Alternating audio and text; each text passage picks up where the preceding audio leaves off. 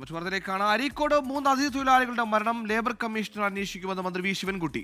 തൊഴിലാളികളുടെ മൃതദേഹങ്ങൾ നാട്ടിലെത്തിക്കാനുള്ള നടപടികൾ കൈക്കൊള്ളും. നിയമപ്രകാരം അർഹമായ നഷ്ടപരിഹാരം ഉറപ്പാക്കുമെന്നും മന്ത്രി ഫേസ്ബുക്കിൽ കുറിച്ചു.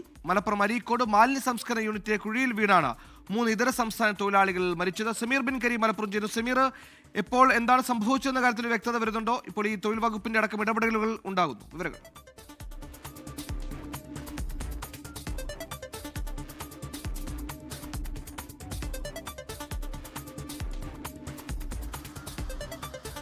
സുഹൈല്, നിലവിൽ പോലീസ് ഈ പ്ലാന്റിൽ പരിശോധന നടത്തിക്കൊണ്ടിരിക്കുകയാണ്. പൂർണ്ണമായും എന്താണ് സംഭവിച്ചതെന്നുള്ള കാര്യത്തിൽ ഒരു പൂർണ്ണമായ വ്യക്തത ഇതുവരെ വന്നിട്ടില്ല എന്നുള്ളതാണ്.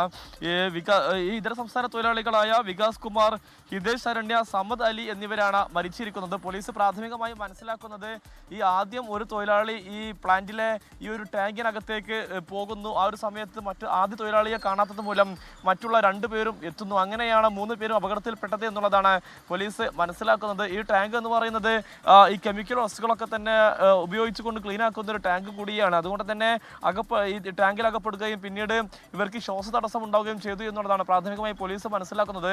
പിന്നീട് 4മതായി എത്തിയ ആളുകൾ ഈ ടാങ്ക് കട്ട് ചെയ്താണ് ഇവരെ 3 പേരെയും പുറത്തെടുത്ത് പിന്നീട് ആശുപത്രിയിലേക്ക് മാറ്റിയത് എന്നുള്ളതാണ്. 3 പേരും മരിച്ചിരിക്കുകയാണ്. ഇവരുടെ മൃതദേഹം ഇപ്പോൾ ഉള്ളത് മഞ്ചേരി മെഡിക്കൽ കോളേജ് ആശുപത്രി മോർച്ചറിയിലാണ്. ഇപ്പോൾ കൊണ്ടോട്ടി DYSPയുടെ നേതൃത്വത്തിൽ ഈ ഒരു മാലിന്യ സംസ്കരണ കേന്ദ്രമായി ബന്ധപ്പെട്ട പരിശോധന ഇപ്പോൾ തുടരുകയാണ്.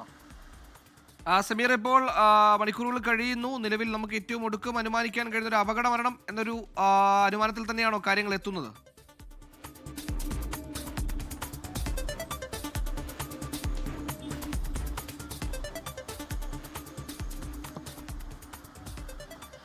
സുഹൈൽ, തീർച്ചയായും ഇതൊരു അപകട മരണം തന്നെയാണ് എന്നുള്ളതാണ് പോലീസ് മനസ്സിലാക്കുന്നത്. കാരണം ഈ ഒരു ടാങ്കിലെ വാട്ടർ ലെവലും എല്ലാം തന്നെ പരിശോധിക്കാനായി ഒരു തൊഴിലാളിയെയാണ് ചുമതലപ്പെടുത്തിയിട്ടുണ്ടായിരുന്നത്. ആ ഒരു തൊഴിലാളിയാണ് ആദ്യം അങ്ങോട്ടേക്ക് പോകുന്നത്. പിന്നീട് ഒരുപാട് സമയമായിട്ടും ഇയാളെ കാണാത്തത് മൂലമാണ് 2മത്തെ തൊഴിലാളി അവിടെ എത്തുന്നു. ആ ഒരു സമയത്താണ് ഈ ടാങ്കിന് പുറത്ത് ആദ്യമായി എത്തിയ ആളുടെ ഈ ചെരുപ്പ് കാണുന്നത്. അങ്ങനെ 2മതായി എത്തിയ ആൾ ഈ ചെരുപ്പ് കണ്ട് ഇതിനകത്തുണ്ട് എന്ന് മനസ്സിലാക്കി അങ്ങോട്ടേക്ക് ഒരു നോക്കുന്നയോ അല്ലെങ്കിൽ രക്ഷപ്പെടുത്താൻ ശ്രമം നടത്തുന്നതിനിടയിൽ അയാളും ഈ ടാങ്കിൽ അകപ്പെട്ടു എന്നുള്ളതാണ് പോലീസ് മനസ്സിലാക്കുന്നത്.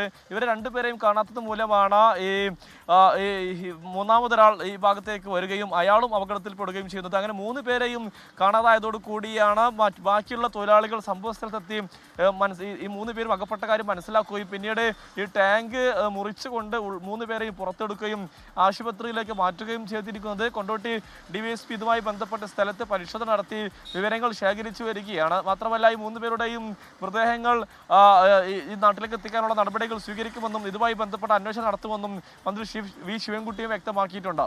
സുഹൈൽ.